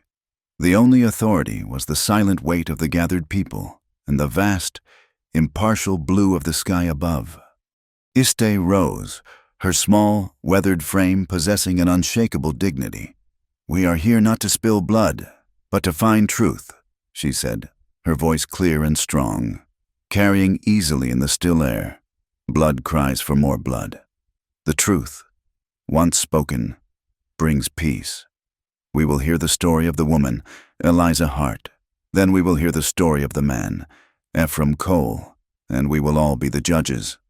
A path cleared, and Eliza stepped into the center of the circle. Taza stood at her side, not as her champion, but as her witness. He was unarmed, his hands loose at his sides, but his eyes, dark and watchful, missed nothing. Eliza was no longer the frightened girl who had fled into a sandstorm. She stood straight and tall, her gaze level, her voice clear and steady. She held the heavy ledger in one hand and the folded contract in the other. She did not speak of her fear, or of the long journey, or of the battle in the mist. She spoke only of facts. "This is the ledger of the coal mining company," she began, her voice ringing with a conviction that silenced the murmuring crowd. "It contains a record of a debt incurred by my father and passed to my mother. And here, on this page, it shows a payment, a final payment, made with the deed to my family's land, a payment that cleared the debt in full." She held the book open for all to see. "And this," she said, holding up the other document, "is a contract of marriage. It was offered to me by Mr. Cole after the debt was already paid. It was not an offer of affection. It was an attempt at theft, using the threat of a false debt to claim me as he would claim a horse or a piece of machinery." A low, angry murmur rippled through the townspeople. Cole's face, which had been a mask of smug amusement, began to harden. "These are just papers," he sneered, his voice loud and dismissive. The hysterical scribblings of a runaway girl. "Is that so?" Mr. Cole Eliza's voice was like ice. "Then you will not object if we look at your seal." From the crowd, a small, balding man in a printer's apron stepped forward. It was Mr. Abernathy, a quiet man who was known for his meticulous nature. "I printed that contract myself, on Mr. Cole's orders," he said, his voice trembling slightly but firm. "And I have here the impression of the seal he uses for all his official business." He produced a piece of paper with a clear wax seal on it. He took the marriage contract from Eliza's hand and compared the two. The silence was absolute. "It is the same, Mr. Abernathy announced, his voice ringing with the finality of truth. "The seal is genuine." Then he looked at the ledger. He ran a finger down the column of figures. "I am not an accountant," he said, "but this entry, the one marked paid, it is in a different ink. It is fainter. It looks to me like someone tried to scratch it out, and then wrote over it again." The crowd erupted. The murmur became a roar of accusation. Cole's face went pale. "This is an outrage," he bellowed. "This is mob rule, Marshal. Do your duty." But Boone's authority was already crumbling. Mateo stepped forward, his lips still swollen and cut from the marshal's fist. "This man is not the law," he said, his voice shaking with a rage he had held in for too long. "He is a bully and a brute. He beat me in the street for no reason. I saw him." Josiah, the blacksmith, took a step forward. His massive arms crossed over his chest. "He took 2 of my best hammers last month," he said, his voice a deep, slow rumble. "Said it was a tax for protection. Protection from what? From him." One by one, others found their voice. A prospector accused Boone of claim jumping. A saloon owner spoke of paying bribes to avoid having his establishment shut down. The litany of petty cruelties and grand thefts washed over the marshal, stripping him of his star, of his power, of his legitimacy, until he was just a man, alone and exposed, in a circle of his own victims. Suddenly, 2 riders appeared on the horizon, approaching at a steady trot. They were not from the town or the village. They were tall, grim-faced men wearing dusty coats and carrying new model repeating rifles. They wore the badges of United States deputy marshals. The lead deputy reined in his horse, his eyes taking in the strange scene. "We have been tracking reports of corruption along the new rail line," he said, his voice carrying the weight of federal authority. "Reports of extortion and illegal seizure of property. Seems we have found what we were looking for." He looked directly at Boone. "Caleb Boone, you are under arrest for fraud, extortion, and suspicion of murder." Boone's hand went for his pistol, a last, desperate, reflexive act. But Taza was faster. He moved not with a weapon, but with his body. A blur of motion that sent Boone sprawling in the dust before his fingers could even touch the handle of his gun. The federal deputies dismounted, and in moments, the Marshal of Redemption Gulch was in manacles, his reign of terror over. The deputies then turned to Cole, their faces hard. "The evidence in that book will be of great interest to the territorial government," the lead deputy said. "For now, you will make restitution." In front of the entire assembly, under the unforgiving sun, Ephraim Cole was forced to sign a document, drafted by Mr. Abernathy on the back of a wanted poster, declaring the Hart family debt null and void, and returning the deed to their land. He was a broken man, his power built on lies and fear dissolving into the dust at his feet. As the federal deputies led Boone away, a new feeling settled over the plain. The tension and anger began to dissipate, replaced by a quiet, fragile sense of possibility. The chasm between the two communities, which had been a river of blood and mistrust, now seemed, for the first time, to be bridgeable. Iste approached Josiah. "The blacksmith. Your people know the ways of iron," she said. "Our tools are old." "And your people know the ways of water in this dry land," Josiah replied, his deep voice filled with a newfound respect. "Our wells are running low." A quiet negotiation began. It was not a treaty of governments, but a practical pact of neighbors. The people of the Mesa would show the townspeople where to find reliable springs in the high country. In exchange, Josiah would repair their tools and teach their young men the art of the forge. Eliza offered her medical knowledge, a bridge of healing for both sides. The town's general store owner offered fair trade for Apache blankets and pottery. It was a start, a single thread of cooperation in a tapestry of conflict. Taza had stood back, watching it all unfold. He had been ready to fight, to kill, to die for his people. But he had witnessed a different kind of victory, one won not with arrows and bullets, but with truth and courage. He saw the strength not of a lone warrior, but of a community, a strange, diverse, and complicated community, but a community nonetheless. He looked at Eliza, who was talking with Iste and Nalan, no longer an outsider but a vital link, a weaver of new threads. And for the first time since his brother's death, he felt the stirrings of a different kind of hope, one that was as bright and wide and open as the sky above them. The rains came, not as a violent, cleansing flood, but as a soft, steady weeping from a silver sky. The water turned the dust to dark, fragrant mud, and coaxed a faint blush of green from the dormant grasses. The air, once sharp with grit and heat, was now soft and cool, smelling of wet stone and the clean, pungent scent of creosote bush. For the first time in a long time, the land was not fighting for its life. It was drinking deep and healing. The peace between Redemption Gulch and Mesa Blanca was as fragile and new as the green shoots on the plain. It was a peace built not on treaties, but on handshakes and quiet exchanges. Josiah the blacksmith made the journey up the winding trail twice a week, his wagon laden with iron and charcoal, and returned with fresh water and jerky. Mateo the freighter established a new fair trade route for Iste's intricate basket work and Nalan's beautiful pottery. And Eliza became a fixture in both worlds.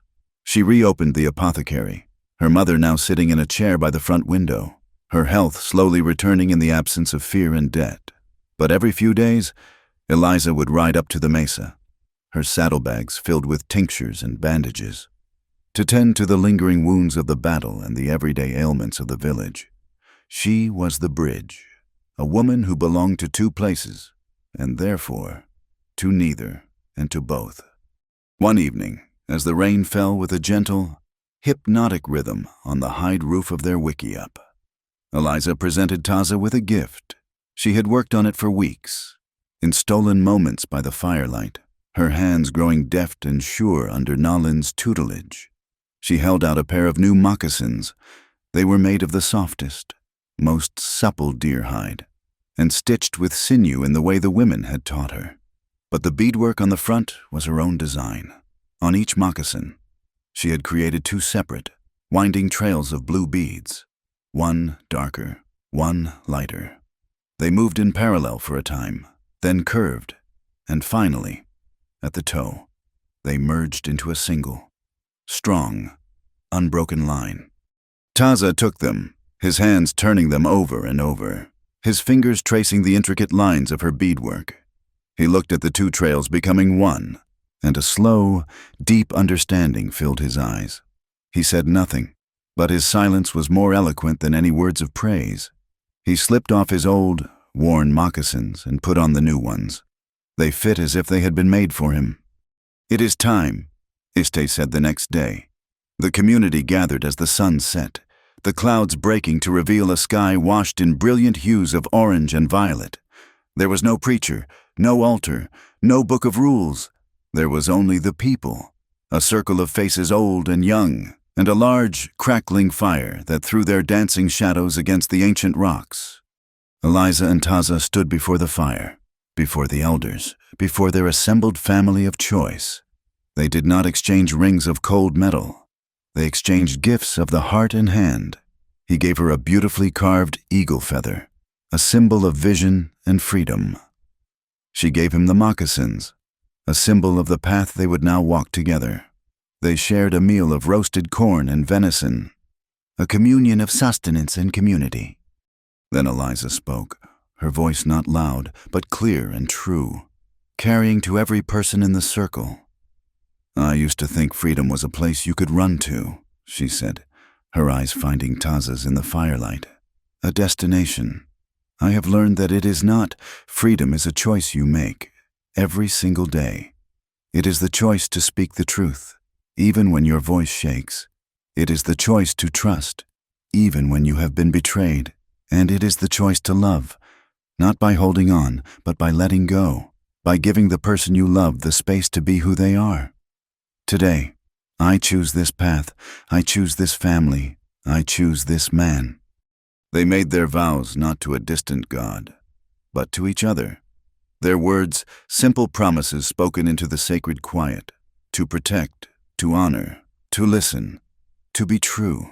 When it was over, there was no grand pronouncement, only the quiet murmur of approval from the elders and the warm, welcoming smiles of their friends. Later, in the quiet solitude of their wickiup, the low fire cast a warm, golden glow on the hide walls. The gentle sound of the rain was a soft lullaby. For the first time, the careful boundaries they had built around themselves, the rules of the fire and the unspoken distances, no longer seemed necessary. They were husband and wife, but the lessons of their journey had been learned too deeply to be forgotten. He reached out, his hand gently tracing the line of her jaw.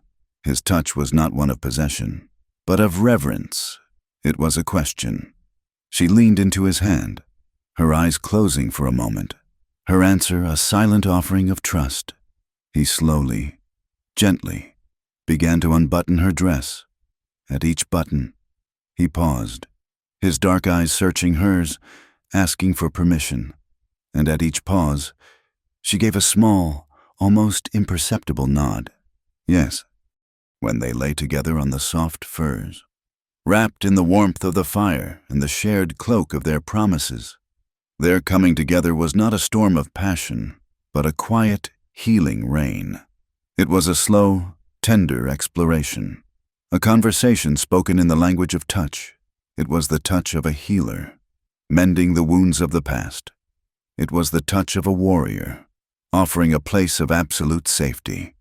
It was a mending, a joining, a final, quiet whisper of two souls who had been lost and who had, against all odds, found their way home in each other. The future they planned was not a grand dream, but a practical and necessary thing, like a well-dug and dry country. With her mother's help, Eliza would run the apothecary in town.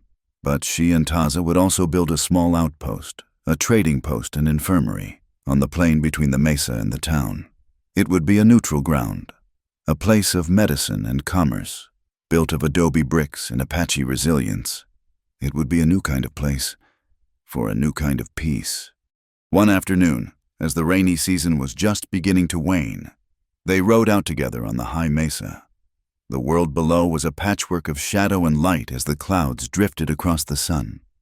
In the distance, a dark curtain of rain was sweeping across the plains, a moving wall of life giving water. The air was clean and cool, filled with the promise of a future that would not be easy, but would be their own. Taza reached across the space between their horses and took her hand. His grasp was strong and sure. Eliza looked at their joined hands, then at the vast, open land before them, a land of harsh beauty and hard-won hope. She had run from a cage, only to find that true freedom was not in the running, but in the choosing of who you stood beside to face the coming storm. Thank you for being part of our story today. We would love for you to comment with where you are listening from so we can all connect. And please subscribe to our channel Wild West Tales, like the video, and press the hype button to help this story reach more listeners.